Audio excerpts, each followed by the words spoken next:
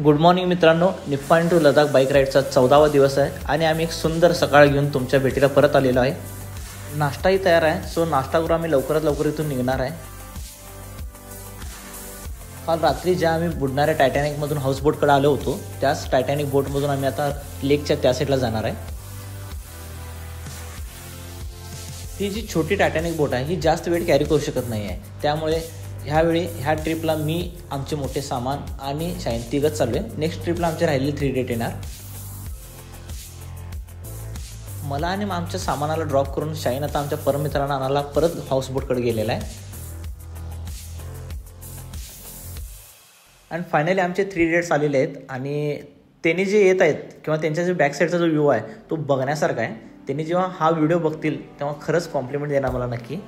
पण येताना अक्षय आणि अंकितची हवा नक्की तयार झाली असणार, कारण काल या टायटॅनिक बोटमधून येताना अक्षय आणि अंकित खूप घाबरले होते. सो विचारूया त्यांना कसा होता प्रवास. पार्किंगमधून बाईक आणून चेतन आणि अक्षय नेहमीप्रमाणे सामान लोडिंगचे काम करत आहेत आणि मी थोडाफार हात लावाला आहे. नक्की काय करत आहे मलाही माहीत नाही.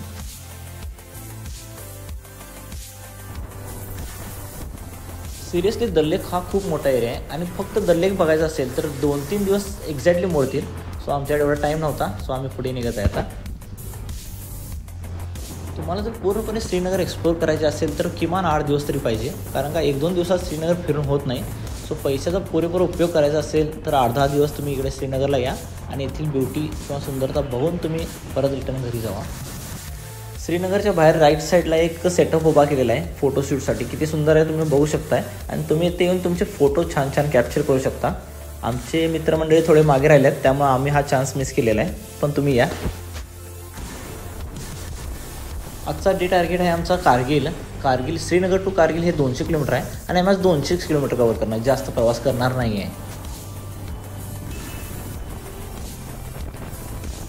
तसे बघायला गेलं तर एक professional rider Srinagar to Leh करतो, जो 400 किलोमीटर प्रवास आहे 1 डे करतो. पण आम्ही आज 200 किलोमीटर करणार आहे, कारण का आम्हाला आजूबाजूची जी हिरवळ आहे किंवा लोकेशन आहे ते बघत जायचं आहे. त्यामुळे आजचा डे टार्गेट आमचा 200 किलोमीटर आहे.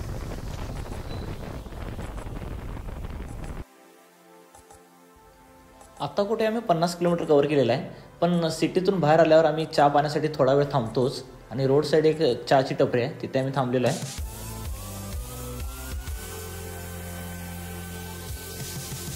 सिंगल आणि सुंदर रोड असल्यामुळे येथे वाहनांचे रूल्स खूप स्ट्रिक्टली फॉलो करतात आणि बघू शकता एका साईडने आर्मीचे ट्रक्स वगैरे येत आहेत आणि बॅक साईडला सिव्हिलियनचे गाड्या आहेत, पण त्यातील एकटाही कोणी ओव्हरटेक करण्याचा प्रयत्न करत नाहीत. यावरून कळते की वाहनांचे रूल्स किती ते फॉलो केले जातात. आणि हा बघू शकता तुम्ही एक आर्मीचा पॅनर चालला आहे ट्रकवर लोडिंग होऊन. पण आजपर्यंत मी आयुष्यात फक्त व्हाईस सिटी गेममध्येच किंवा कॉम्प्युटर गेममध्येच पॅनर बघितला होता. आज प्रत्यक्ष डोळ्यानं बघालो आहे, खूप छान वाटाले. इथून लेह आहे 368 किलोमीटर आणि कारगिल आहे 142 किलोमीटर. जास्त अंतर नाही आहे, निवांत पास होईल. आय होप दिवस मावळायच्या आधी आम्ही आज आमच्या रूममध्ये असेन आज. तसे बघायला गेलं तर आपला भारत देश इतका सुंदर आहे ना, त्याच्या सुंदरतेचे वर्णन करायला जरी बघितलं तरी शब्द कमी पडतील आपल्याला. असा परिपक्व असा भारत देश आहे आणि ह्या भारत देशाला पूर्णपणे जाणून घ्यायचे असेल तर आपल्याला ट्रॅव्हलिंग करणे खूप इम्पॉर्टंट आहे, कारण घरात बसून आणि यूट्यूबवर बघून आपल्याला भारत एक्सप्लोर करता येत नाही आणि जाणूनही घेता येत नाही. मला तर वाटते आपल्या डोळ्यांचे आणि मनाचे जर आयुष्य वाढवायचे असेल तर आपल्या दृष्टीला असे समोरचे नजारे दिसणे खूप इम्पॉर्टंट आहे. त्यामुळे डोळ्यांचेही आयुष्य वाढते आणि मनाचेही आयुष्य वाढते आणि आपण हॅपी राहतो नेहमी. आणि आपण हॅपी राहिलो तर संपूर्ण जग आपल्याला हॅपी दिसते, हे तर तुम्हाला माहीतच आहे. तसे बघायला गेलं तर अजून एक ड्रीम होते माझी की काश्मीर किंवा लडाखमध्ये क्रिकेट खेळायचं, असं माउंटेन व्ह्यूमध्ये. बघू, आज तर पॉसिबल नाही आहे, पुढे शक्य असेल तर बघूया. समोर आपल्याला 2 रोड दिसतात, एक सोनमार्ग विलेजमधून जातो आहे आणि एक वाया सोनमार्ग जातो आहे, जो की अजून चालू नाही आहे, अंडर कन्स्ट्रक्शन चालू आहे. येत्या काही दिवसामध्ये चालू होईल. सो आम्ही आता राईट टर्न घेऊन सोनमार्ग विलेजमधून जाणार आहे आणि सोनमार्गबद्दल खूप काही ऐकलेलं आहे. सो आज आम्ही बघणार आहे आणि तुम्हाला दाखवणार आहे कसं आहे सोनमार्ग विलेज. आजपर्यंत आम्ही मूवीमध्येच बघितलं की उंच असे पर्वत असतात, त्यातून एक सुंदर रस्ता जात असतो आणि त्याच्याच बाजूने एक त्याहून सुंदर अशी नदी वाहत असते. हे जर दृश्य अचानक आपल्या डोळ्यासमोर आले की आपल्याला काय बोलावं काय करावं कळतच नाही, एकदम स्तब्ध होऊन जातो आपण नेहमी. हाय अल्टिट्यूडमध्ये जात असताना प्रत्येक 100 किलोमीटरला तुम्हाला तुमची बाईकची हवा चेक करणे खूप गरजेचे आहे. का हे तुम्हाला नंतर सांगतो, आधी पहिला आम्ही हवा चेक करून घेतो. इथून पुढे जागोजागी आपल्याला असे चेकपोस्ट भेटतच राहणार आणि हे चेकपोस्ट आपल्या सेफ्टीसाठी ठेवलेले आहेत. आणि दुसरी गोष्ट म्हणजे यांच्याकडून आपल्याला कोणत्याही प्रकारचा गैरव्यवहार केला जात नाही. इवन आपल्या सेफ्टीसाठी हे इथे उभे आहेत. हा जबरदस्त व्ह्यू आहे यार. खरं तर एक तरी शॉर्ट व्हिडिओ मला रेकॉर्ड करायचा आहे जो मी इंस्टाग्रामवर पोस्ट करू शकेन आणि तुम्ही उद्या जाऊन तो बघू शकता माझ्या इंस्टा आयडीवर. आणि याच्या आधीचे पण खूप व्हिडिओ आहेत जे निसर्गाच्या रिलेटेड किंवा आम्ही ट्रॅव्हलिंगला जातो तिथे फिरलेले, तुम्ही बघू शकता इंस्टा आयडीवर माझ्या. आमचे परम मित्र चेतन आणि अंकित जरा मागे राहिले होते, त्यांचीच वाट बघत होतो. फायनली ते आलेले आहेत. निसर्गाच्या सुंदरतेबद्दल जितकं बोलल तितकं कमीच आहे, पण मी इथं जो व्हिडिओ रेकॉर्डिंग करणार आहे तो जबरदस्त होणार आहे माझ्या लाईफमधला. आणि खरं तर इथं जे व्हिडिओग्राफर आहेत ते स्वतः रील्स तयार करून देतात तुमच्यासाठी. त्यांनीच रेकॉर्डिंग करतात आणि त्यांनीच तुम्हाला रील्स बनवूनही देतात. सो तुम्ही तेही ट्राय करू शकता इथं आल्यावर. विंटरमध्ये आल्यावर समोर दिसणारी झाडे आहेत किंवा जो पर्वत आहेत ते पूर्ण बर्फाने झाकलेलं दिसेल तुम्हाला. आणि तेव्हाचा जो बघण्याचा जो नजारा असेल तो खरंच स्वर्गाहून सुंदर असणार. पण आत्ताही तसा बेस्ट दिसायला तो, पण विंटरमध्ये जबरदस्त दिसेल आपल्याला. पण आपण आहे तो अनुभव घेत पुढे जाऊ. ते आज गाडी सोडत नाही वाटतं, सकाळपासून तोच मारत आहे. कारण का त्याचं एक ड्रीम होतं मोठं की लडाखमध्ये बाईक रायडिंग करायचं. सो तो आज फीलिंग येत आहे आणि ते कंप्लीट करण्याचं एक स्वप्न साकारत आहे. आणि दुसरी गोष्ट म्हणजे मी मागे बसून मस्त एन्जॉय करत आहे की नेचर आणि व्हिडिओग्राफी करत आहे. Welcome to Sonamarg. श्रीनगरपासून 80 किलोमीटर दूर असलेले हे सोनमार्ग प्लेस ना, हे आपल्या बर्फाने झाकलेलं पर्वतरांगा आणि अमरनाथ याच्यासाठी खूप फेमस आहे. इथून झोजिला पास 24 किलोमीटर आहे, द्रास विलेज 62 किलोमीटर आहे आणि कारगिल आहे 110 किलोमीटर. तसे बघायला गेलं तर आजचा डे टार्गेटचा हाफ डिस्टन्स आम्ही कव्हर केलेला आहे. सोनमार्ग हे नोव्हेंबर ते मार्चपर्यंत बंद असते कारण का येथे खूप हेवी स्नोफॉल होतो. आणि दुसरी गोष्ट म्हणजे जुलै ते ऑगस्टमध्ये अमरनाथ भक्तांच्या गर्दीमुळे इथे खूप रश असते. सो बेस्ट टायमिंग आहे तुमची एप्रिल ते जून आणि सप्टेंबर टू नोव्हेंबर ही बेस्ट टायमिंग आहे जी व्हिजिट करण्यासाठी सोनमार्ग. खरं तर आम्ही ऑक्टोबर मंथमध्ये आलो आहे, सो स्नोफॉल वगैरे काय बघायला मिळणार नाही. जर एप्रिल मंथमध्ये तुम्ही जर आला तर इथे तुम्हाला डेफिनेटली स्नोफॉल वगैरे बघायला मिळेल. आणि दुसरी गोष्ट म्हणजे सनराईजला यायचा प्रयत्न करा कारण का सनराईजच्या वेळी माउंटनवर एक गोल्डन वाईव्स तयार होतात जे खरंच बघण्यासारखे असतात. मला कळत नाही सोलो राईडला जातात कसे नेमकं, कारण का मला जरी निप्पाणी जरी सोडायची असेल तरी मला ॲटलिस्ट 3 डेज तरी सोबत लागतात. कारण प्रत्येक मोमेंट एन्जॉय आणि दंगामस्ती करण्यात घालवायचं आहे मला. सी लेवलपासून हळूहळू आम्ही वर जात आहे. वर म्हणजे इतकं पण वर नाही, पण रस्ता जिथपर्यंत जाईल तिथपर्यंत. आणि रस्ता तरी ऑफ रोडिंग दिसायला आहे. आणि आत्ता सध्या आम्ही झोजिला पासकडे जात आहे.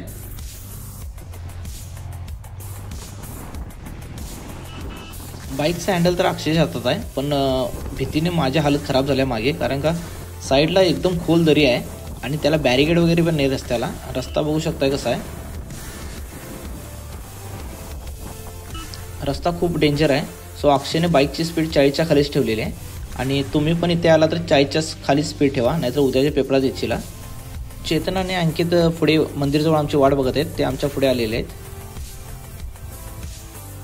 इथे आर्मी जवानांनी एक मंदिर स्थापन केलेले आहेत आणि खूप छान मंदिर आहे. त्याचे दर्शन घेऊन आम्ही पुढे जात आहे. आणि त्याच्या बॅक साईडला हा माउंटेन व्ह्यू आहे. मंदिराच्या बॅक साईडहून मी हा माउंटेन व्ह्यू कॅप्चर करत आहे. Zojila पासला land of high passes म्हणतात कारण का इंडियातील सगळ्यात डेंजरस रोडपैकी हा एक रोड मानला जातो. आणि तो हळूहळू आम्हाने पटाला आहे कारण डेंजर तर भयानकच आहे. आणि ह्या झोजिला पासची हाईट 11,649 फीट आहे, जे कन्वर्ट केलं तर मीटरमध्ये 3,528 मीटर असे होते. आणि खूप उंच आहे आणि साईडहून बघू शकता किती खतरनाक व्ह्यू आहे माउंटनचा. आणि अशा रोडवर एक बायकरला राईड करण्यास खूप मजा येते. त्याचे एक स्वप्न असते की अशा रोडवर रायडिंग करणे किंवा हा फील एन्जॉय करणे. असं तुम्हाला माहीत आहे का, आपण आपल्या जीवनातील सर्वात मोठी चूक काय करतोय की स्वतःला दुसऱ्याशी कम्पेअर करतोय नेहमी, आणि ही सर्वात मोठी चूक आहे. एक बेस्ट एक्झाम्पल देतो तुम्हाला. ब्लेडला भरपूर धार असते पण ती कधी झाडे नाही कापू शकत, आणि कुऱ्हाड खूप मजबूत असते पण त्याने आपण कधी केस कापू शकत नाही. तसेच प्रत्येकजण आपल्या गुणवत्ता आणि कार्यक्षमतेनुसार श्रेष्ठ असतो. सो आपली तुलना कुणाशीही करू नका कधी जीवनात, कारण चेतन हा चेतन आहे, अक्षय हा अक्षय आहे, अंकित हा अंकित आहे आणि प्रशांत हा प्रशांत आहे. प्रत्येकजण आपल्या कार्यक्षमतेनुसार श्रेष्ठ आहे आणि सगळेजण आपल्या मनाला हॅप्पी ठेवण्यात किंवा स्वतःला हॅप्पी ठेवण्यात बिझी असतात. आणि दुसरी गोष्ट, तुम्ही जर स्वतःला कम्पेअर करायचा सोडला तर जीवनातील अर्धे युद्ध तुम्ही तिथं जिंकलेलं असतं. सो स्वतःला कम्पेअर करू नका कुणाशी, आणि स्वतःला फक्त इम्प्रूव्ह करण्याचा प्रयत्न करत राहा. कालच्यापेक्षा आज तुम्ही काय ग्रेट केला ह्यावर फोकस करा, तर तुमची लाईफ साधे आणि सिम्पल आणि मजेत जाईल. 2 महिन्याआधी इथे बर्फाची गुहा तयार झाली होती. इथे आईस खूप होता. आता क्लिअर आहे क्लायमॅटमुळे. पाण्यातून बाईक घालताना अक्षयची हालत जरा खराब झाली आहे. सो पवित्र शब्दांचा मारा मी त्याच्या कानावर करत आहे, त्यामुळे यश नक्कीच त्याच्या हाती लागत आहे. आता पुढे चेतन उभारला आहे आणि अंकित चालत जात होता. सो चेतननं पार केलेला आहे आणि फायनली अक्षय पण हा टास्क कंप्लीट केलेला आहे. खरंच खूप डेंजर रोड आहे आणि इथे लँडस्लायडिंग खूप होते, आणि माझा जीव हा अक्षयच्या हातात आहे. अक्षय पाठीमागे बसलेला व्यक्ती घ्यायचा आहे. सो जपून गाडी मारा. बघू शकताय कुठून आम्ही वर आलेलो आहे. परत तिथं पाठवू नकोस मला. शिस्तात गाडी मार आणि आपण शिस्तात जाऊया.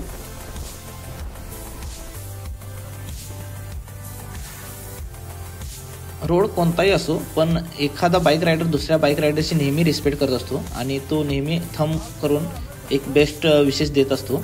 सो आम्ही ते बेस्ट विशेष त्यांनाही दिलेले आहेत आणि पुढे जात आहे.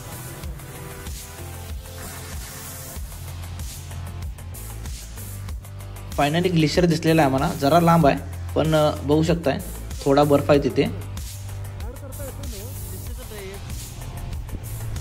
चलो फायनली आम्ही झोजिला पासवर पोहोचलेलो आहे आणि इथे आजूबाजूला चहाची टपरी आणि मॅगीचे दुकान्स वगैरे आहेत.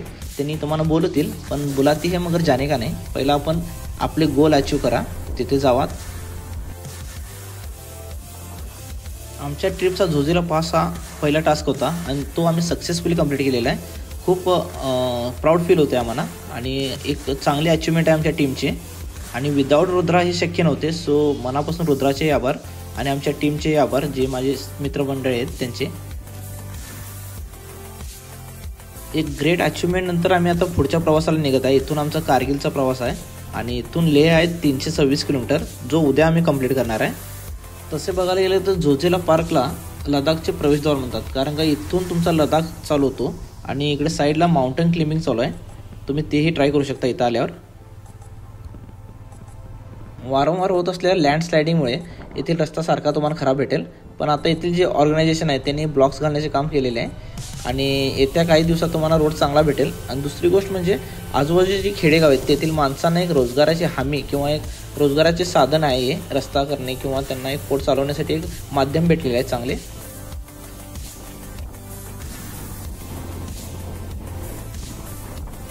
पुढे लडाखचा फर्स्ट चेकपोस्ट लागतो बाल्टालचा. तिथे तुम्हाला रजिस्ट्रेशन करूनच पुढे जायला लागणार आहे.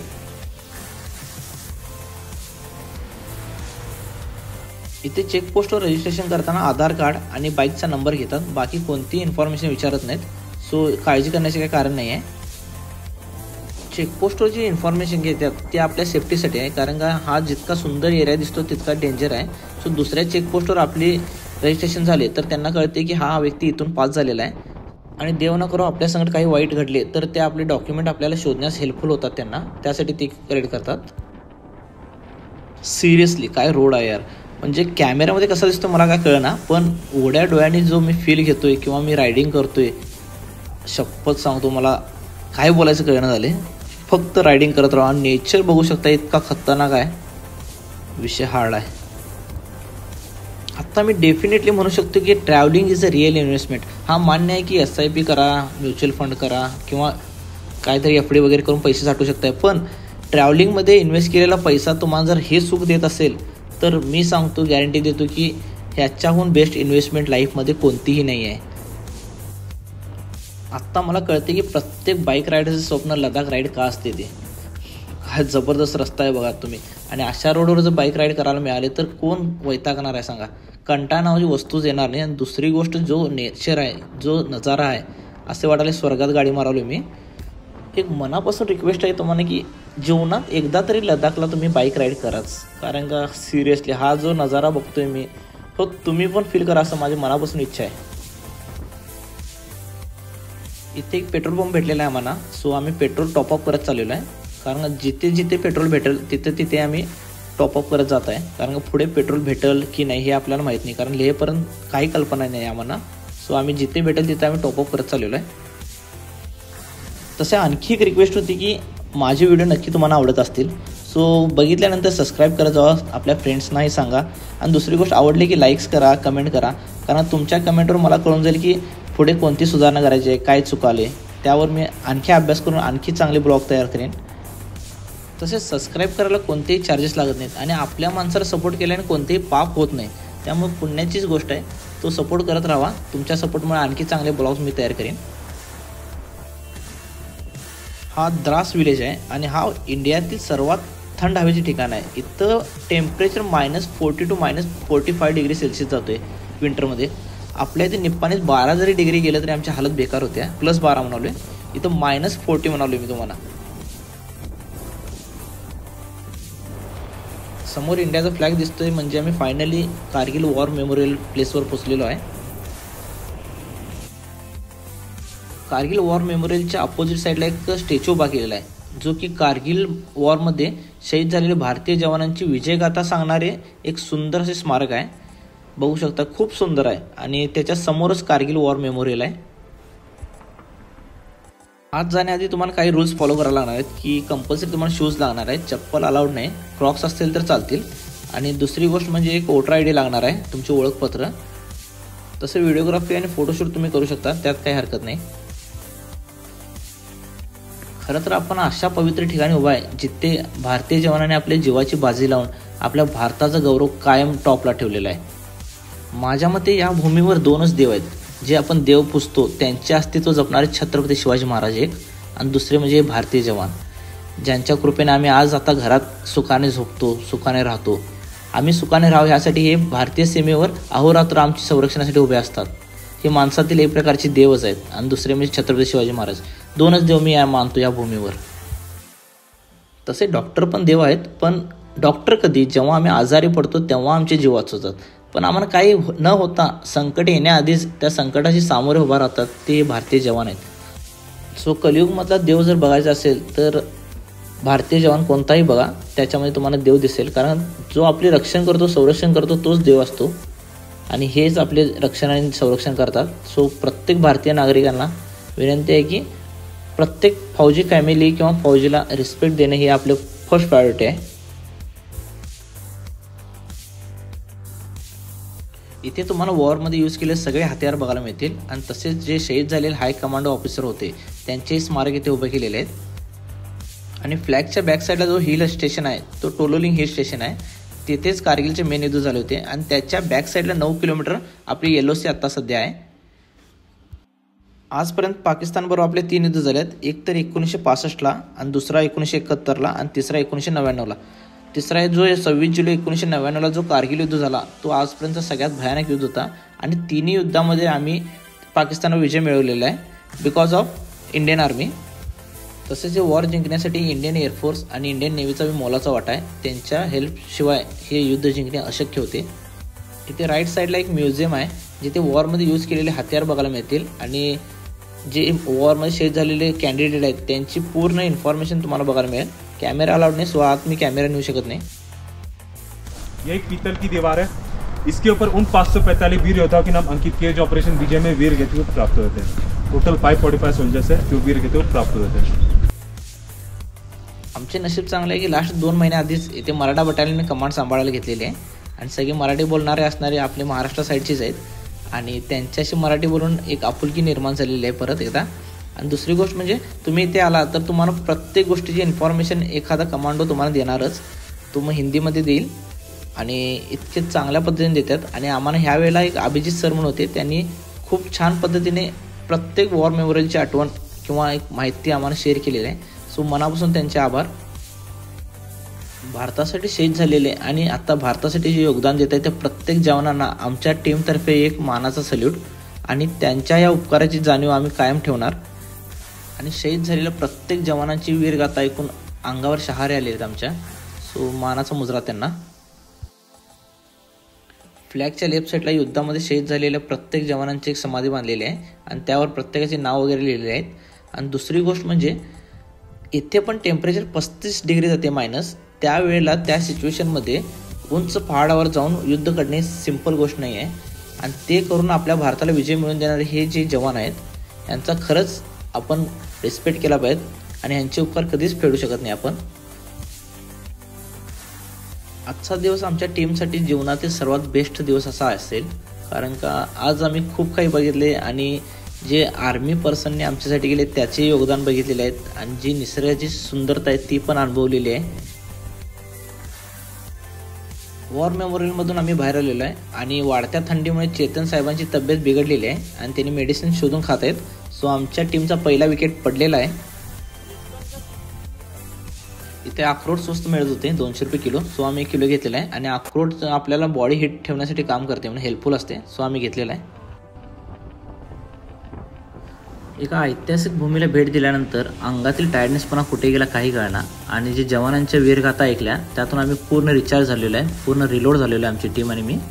आणि आता संध्याकाळ व्हायची वेळ आलेली आहे आणि अशा वेळेला मी स्वतःच गाडी हातात घेतो कारण का मला कोणतीही रिस्क घ्यायची नसते. आणि इथून आता कारगिल आहे अप्रॉक्सिमेट 40 किलोमीटर. सो तो डिस्टन्स कवर करून तिथे जाऊन रूम शोधणे ती पण आमच्या बजेटमध्ये.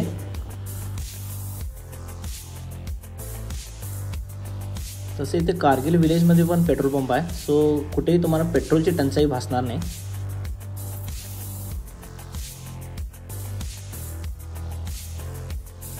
फायनली 1 तासाच्या अफाट कष्ट आणि परिश्रमानंतर आम्हाला आमच्या बजेटमध्ये रूम भेटलेली आहे. पहिला रूम दाखवतो, नंतर आम्ही किती रुपयाला रेंट ठरवले ते तुम्हाला सांगतो. ही आमची रूम आहे. स्पेस खूप मोठा आहे. एक किंग साईज बेड आहे आणि हे आमचे 3 इडियट गप्पा मारत बसल्यात. आता मी तुम्हाला आमची दुसरी रूम दाखवतो. ती पण ह्यासारखी मोठीच आहे आणि आम्ही जे रूम शोधतो त्यामध्ये एकतर गरम पाणी सोय हवी आणि वायफाय हवा कारण आम्ही कामं करत असतो ऑफिसचे वगैरे. आणि नेहमीप्रमाणे आम्ही रूम सिटीच्या सेंटर पॉईंटला घेतलेले आहे. रूम्स आम्हाला 500 रुपयाला एक पडलेली आहे आणि यामध्ये बार्गेनिंग स्किल अक्षय आणि चेतनचे आहे. आणि दुसरी गोष्ट फक्त इतकंच की ती 3rd फ्लोअरला आहे आणि 2nd फ्लोअरला हॉटेल आहे, त्यामुळे आम्हाला जेवणाची सोय झालेली आहे उत्तम प्रकारे. सो आता मस्त जेवण रेस्ट करणार आहे. ही रेस्ट करणार आहेत, मला जर ऑफिसचे काम आहे सो मला झोपायला 1-1:30 वाजतील. इथे हॉटेलमध्ये एक फ्रेम आहे, त्या फ्रेममध्ये सगळ्या देशाचे चरण लावलेले आहे. जेवण तर मस्त झालेलं आहे आणि आजचा दिवस खूप इन्स्पायरिंग होता आमच्यासाठी. सो त्या आठवणी आम्ही सोबत घेऊन रेस्ट करणार आहे. सो भेटू उद्याच्या ब्लॉगमध्ये. स्वतःची काळजी घ्या, नेहमी हसत खेळत राहा आणि मजेत राहा. जय शिवराय.